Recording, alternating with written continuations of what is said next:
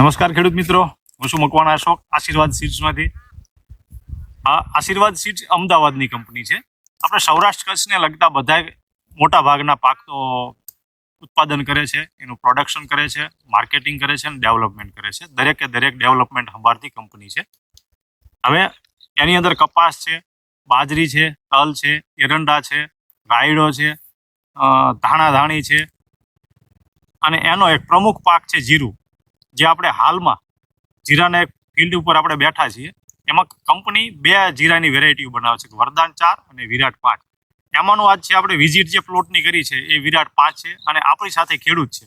તો ખેડૂતને પૂછીએ કે અમને જીરું કેવું લાગ્યું અને આ જીરાની શું ખાસિયત છે, એમના મોઢે જ આપણે સાંભળીએ. હું વાત કરું કંપની તરફથી એ અલગ છે અને ખેડૂત એના મોઢેથી વાત કરે કે આ જીરું કેવા પ્રકારનું છે, એ પ્રકારે આપણે પૂછી લઈએ. નમસ્તે. નમસ્તે. શું નામ તમારું? મારું નામ જયપાલસિંહ પાંચાજી ગોયલ, ગામ ભીમાસર, તાલુકા રાપર, જિલ્લો કચ્છ. ઓકે, હવે આ તમે વિરાટ 5 જીરું વાવેલું છે, તમને કેવું લાગ્યું જીરું? બહુ જ સરસ સર.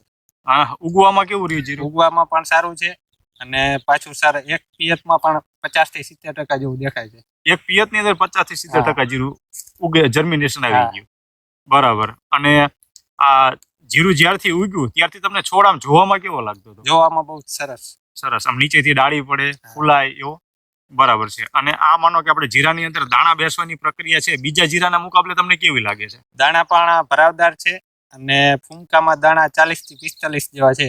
એક કુમકીની અંદર 40 થી 45 દાણા નીકળે છે. અને આપણે આમ છોડ જોઈએ તો તમને થડમાંથી ને દાણા બેઠા એવું લાગે છે. એવું લાગે છે કે બસ મારું માનવું જેવું છે? આ ડાળીઓ પણ વધારે છે અને છોડ બહુ તંદુરસ્ત રહે છે. છોડે તંદુરસ્ત રહે છે. હા.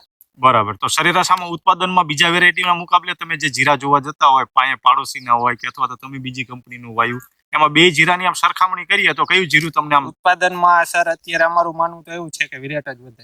બરાબર. તો આવતી સાલ માનો કે તમે જીરું વાવવાના હશો તો વિરાટ 5 ને પસંદ કરશો? હા, વિરાટ 5 ને, અને અન્ય ખેડૂતોને પણ અમે ઈ જ ભલામણ કરશું. બરાબર, કે આ જીરું વાવો.